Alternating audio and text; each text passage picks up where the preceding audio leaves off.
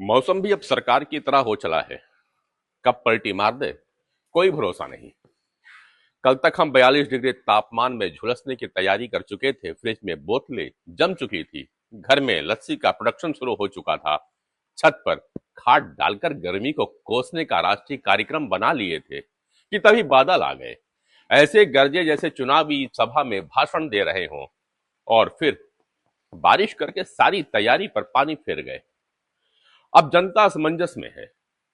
कपड़े गर्मी वाले पहने या बारिश वाले, कूलर चलाएं या चाय बनाएं, लस्सी पिए या अदरक वाली चाय। हम आम जनता है साहब। न सुशासन समझ में आता है, न मौसम का ये मिजाज।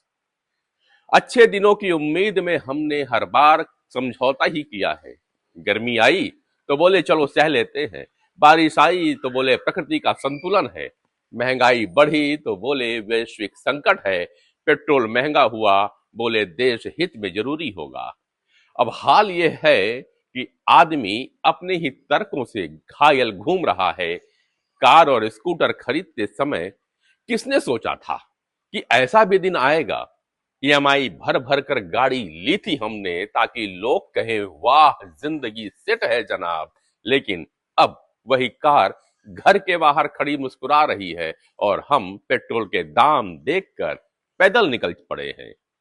स्कूटर भी शायद मन ही मन ताना मारता होगा, क्यों मालिक, फोटो खिंचवाते समय तो बड़ा गर्व था ना। उधर वर्क फ्रॉम होम ने जिंदगी का पूरा गणित ही बदल दिया।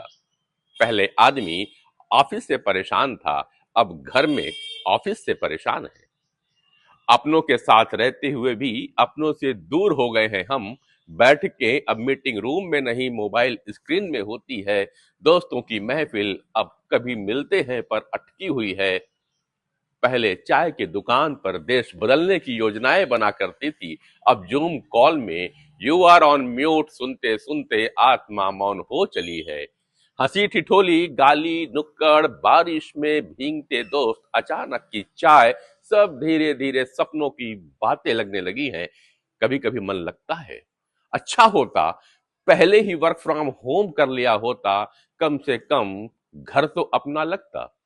अब तो आदमी घर पर भी किराएदार जैसा लगता है। एक हाथ में लैपटॉप, दूसरे में बिजली का बिल और दिमाग में ईएमआई रहता है।